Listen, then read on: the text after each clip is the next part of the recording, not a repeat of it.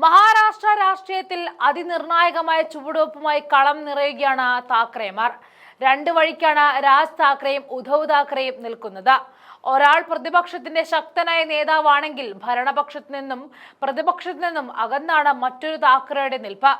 ഉദ്ധവ് പ്രതിപക്ഷത്തെ നയിക്കുമ്പോൾ ഭരണപ്രതിപക്ഷങ്ങൾക്കെതിരെയാണ് രാജ് താക്കറെയുടെ നവനിർമ്മാൺ സേന പോരാട്ടം നയിക്കുന്നത്.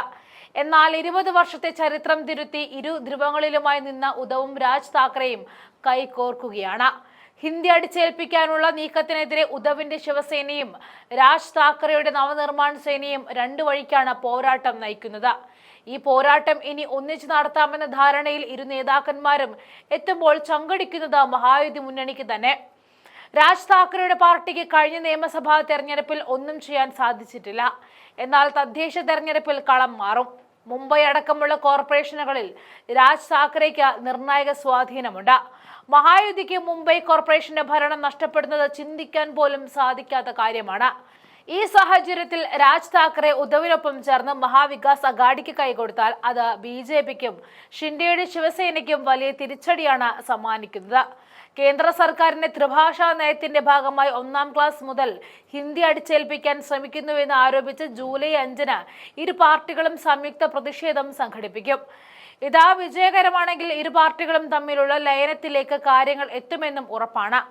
ശിവസേനയിൽ നിന്നും രാജിവെച്ച മഹാരാഷ്ട്ര നവനിർമ്മാൺ സേന രൂപീകരിച്ച 2 പതിറ്റാണ്ടിന് ശേഷം ആദ്യമായിട്ടാണ് ഉദ്ധവ് താക്കറെയ്ക്കൊപ്പം രാജ് താക്കറെ വേദി പങ്കിടുന്നത്. ഇക്കഴിഞ്ഞ വ്യാഴാഴ്ച ഉദ്ധവ് താക്കറെയും രാജ് താക്കറെയും യഥാക്രമം ജൂലൈ 6, 7 തീയതികളിലായി വ്യത്യസ്ത മാർച്ചുകൾ പ്രഖ്യാപിച്ചിരുന്നു. എന്നാൽ രാജ് താക്കറെ താരമായി ബന്ധപ്പെട്ടുവെന്നും മറാത്തി ഭാഷയ്ക്കായി 2 മാർച്ചുകൾ സംഘടിപ്പിക്കുന്നത് ഗുണകരമാകില്ല എന്നും പറഞ്ഞതായിട്ടും ശിവസേന MP സഞ്ജയ് റാവത്തും പറഞ്ഞു.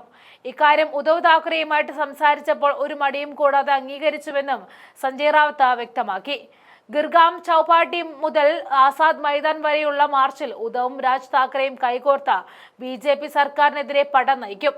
തീരുമാനത്തിന് പിന്നാലെ മഹാരാഷ്ട്ര നവനിർമ്മാൺ സേന നേതാവ് സന്ദീപ് ദേശ്പാണ്ഡെയും ശിവസേന MLA വരുൺ സന്ദർദേശിയും തമ്മിൽ കൂടിക്കാഴ്ച നടത്തി. ഇതിനുശേഷം മണിക്കൂറുകൾക്കകം ഉദ്ധവ് താക്കറെയുടെ മകനും MLAയുമായ ആദിത്യ താക്കറെയും സന്ദീപ് ദേശ്പാണ്ഡെയുമായും ചർച്ച നടത്തുകയും കൂടി ചെയ്തതോടെ ലയനം ഏറെക്കുറെ ഉറപ്പായി കഴിഞ്ഞു. 2024 നിയമസഭാ തെരഞ്ഞെടുപ്പിൽ വോർലി മണ്ഡലത്തിൽ ആദ്യമായിട്ട് ആദിത്യക്കെതിരെ മത്സരിച്ച നേതാവാണ് സന്ദീപ് ദേശ്പാണ്ഡെ.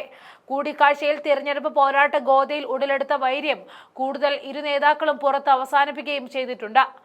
പാർട്ടിയിലെ പിളർപ്പിന് പിന്നാലെ അധികാരത്തിന് പുറത്താവുകയും പ്രാദേശിക നേതാക്കളെയും അണികളെയും നഷ്ടപ്പെടുകയും ചെയ്ത ഉദ്ധവ് രാഷ്ട്രീയപരമായിട്ട് ദുർബലനായിരിക്കവേ രാജുമായി കൈകോർക്കുമോ എന്ന ചോദ്യവുമാണ് രാഷ്ട്രീയ വൃത്തങ്ങളിൽ നിന്നും ഉയർന്നു വരുന്നത്. 2 മാസത്തിനിടെ ഇത് 3ാം തവണയാണ് ഇരുവരും പൊതുവേദിയിൽ കണ്ടുമുട്ടുന്നത്.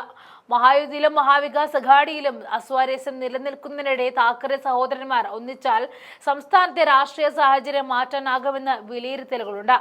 മുംബൈ, താനെ, പൂനെ കോർപ്പറേഷനുകൾ അടക്കം സംസ്ഥാനത്തെ തദ്ദേശീയ തെരഞ്ഞെടുപ്പ് നടക്കാനിരിക്കുന്ന ഇരുവരും കൂടുതൽ ചർച്ചകളിലേക്ക് കടന്നേക്കുമെന്നും അഭ്യൂഹം ശക്തമാവുന്നുണ്ട്.